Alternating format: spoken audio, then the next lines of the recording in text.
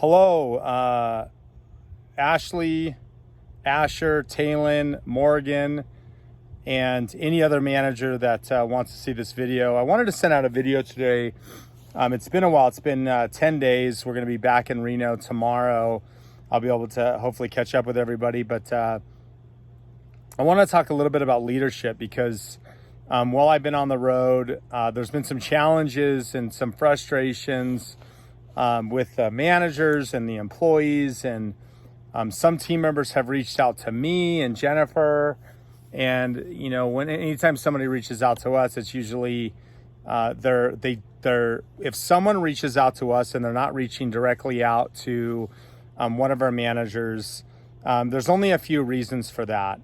But the primary reason is that the manager or who the team member connected to with them did not explain the why behind the policy. And so I had a team member's mother reach out to me because she accused us of harassing her daughter who was on vacation and when she was going to be back on the schedule. And really what that came down to is the mom didn't understand that we had not received any communication from the employee, and we were just trying to clarify when the employee was going to be back. You know, I was reached out to a couple of employees regarding pay. You know, they weren't getting paid minimum wage, and somebody was working more than another person. And when those situations happen, it's like, well, why is that? It's really getting to the root cause, which is why do we have the pay structures that we do? There's changes to minimum wage, and we offer health benefits. And though I think some of the managers did a reasonable job in attempting to explain it, it obviously wasn't enough. And come to find out, the rest of the employees that were in the store threw us under the bus, threw Kiva Juice under the bus, and said, no, that's not the way it is. You know, minimum wage is this, and you need to reach out to Gary and Jennifer, which is, you know, why are they doing that? And so I wanted to give just a piece of advice for everybody to let you know that you're not alone. And, you know, of all the years that I have been in leadership, whether it was Wells Fargo Bank, or whether it was Apple, or whether it was CompUSA, or whether it was Best Buy, it doesn't matter the company. And all the years that I have been involved in leadership, almost every single employee that I have ever worked with has bitched about managers and the leadership. They've all complained. Everybody complains about their leaders. And why is this? Why is this happen? And the reason why I share this with you is to let you know that you're not alone. And not only are you not alone, but also the other reality is it can be lonely at the top. And why is that? Why can't we just tell people to do their job and they do their job? And the reason is because the people that work for you, the employees that work for you, all have different values. They all were raised a different way. Their parents raised them a different way. And, you know, your value system, like mine, might be to have a strong work ethic. Their value system may be that their friends are more important than any job, which is why they will never achieve anything in their life, because they will sacrifice anything over a job. They will quit a job. They will leave their employer. A lot of employees is family. Other employees is education. So if you try to tell a college student that they can't go to college because they have to work at Kiva Juice, well, that value system, they're going to tell you to get screwed. And so as managers and as leaders, we all are faced with making tough decisions every day. And if you even look at the political landscape, Democrats and Republicans, right? You can't make everybody happy. 50% of the country is divided. There's people out there that don't like Mayor Hillary Sheevy. There's people out there that don't like me. They've gone on social media and tried to destroy me. It didn't end well for them, but it happens, right? So you have to acknowledge that, and you have to know that, and you have to understand that you cannot make everybody happy. You just can't do it. If you could make everybody happy, what that would make you is the leader that can solve world peace.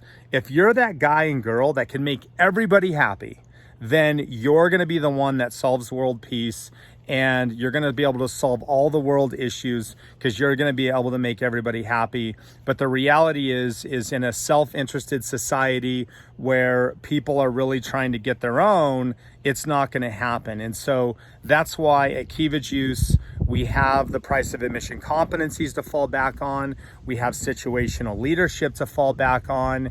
And, you know, I sent an email out yesterday, and the one thing is it's just a couple pieces of advice is when you see adversity, don't wait. You really have to attack it head on, and you have to address it immediately, and you have to get to the root cause of why things are happening the way that they're happening. And a lot of it is petty stuff. It gets narrowed down to a few team members. You know, at the end of the day, like we're selling a fucking smoothie, like a smoothie, right? We're making a lot of people very happy every day that come in our stores, but yet our employees are getting into the weeds in their emotional state or the emotional state of others, and they're letting little things get to them. And I can tell you, like, there's bigger problems in the world. There's hunger issues, there's pandemic issues, there's trade issues, there's rioting going on, there's all sorts of crazy stuff that's happening.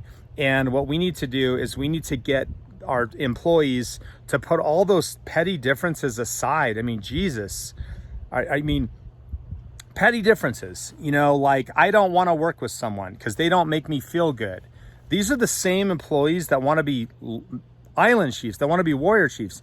They want to be island chiefs and warrior chiefs, but they also want to pick and choose their schedule. They also want to pick and choose who they work with. It doesn't work that way. So, you know, so anyway, you got to really address the issue head on. You can't be afraid to tell a team member that, look, this may not be the right fit for you. You know, if they want endless days off, if they're wanting to pick and choose who they want to work with, it may not be the right fit. And, you know, getting back to the competency-based languages, the language that we use, peer relationships is a price of admission competency. Approachability is a price of admission competency. Listening to the feedback of others is a price of admission competency. And in every case, all those things are breaking down. And there are issues where there are some employees that are being real lazy. They're screwing off in the back, and people don't want to speak up, and they need to speak up, and they need not to be afraid to ask, like, hey, is everything okay? I noticed that you're sitting in the back a lot today. Did you break up with a boyfriend? You know, is something going on at home? Because we could really use your help up front. In terms of a couple other expectations, you can hear it from me. You know, we don't need employees to be in the back. It's in the red book. They shouldn't be hanging out in the back. It only takes one employee to do freight. Little expectations like that. So, you know, there's only 3 reasons why employees won't do their job.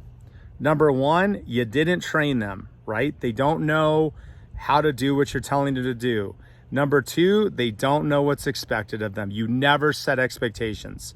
So when a team member decides to go home early and you didn't set that expectation that was unacceptable, that's on you.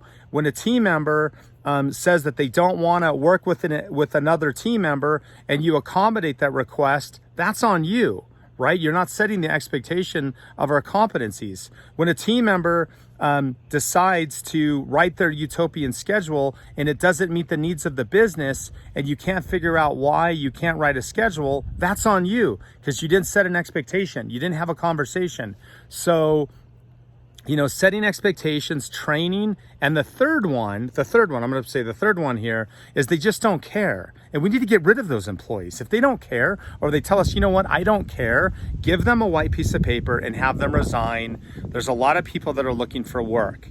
But leadership is an art. It's a trained skill, and it takes practice. And if you come in every single day and you practice leadership, you practice giving feedback, you will get better at it over time. But if you come in and you say nothing and you do nothing and you let it go to the next day, it's just going to be the same thing. So practice the trade. I'm here for you. I can't wait to see you all, and you have a rockin' day.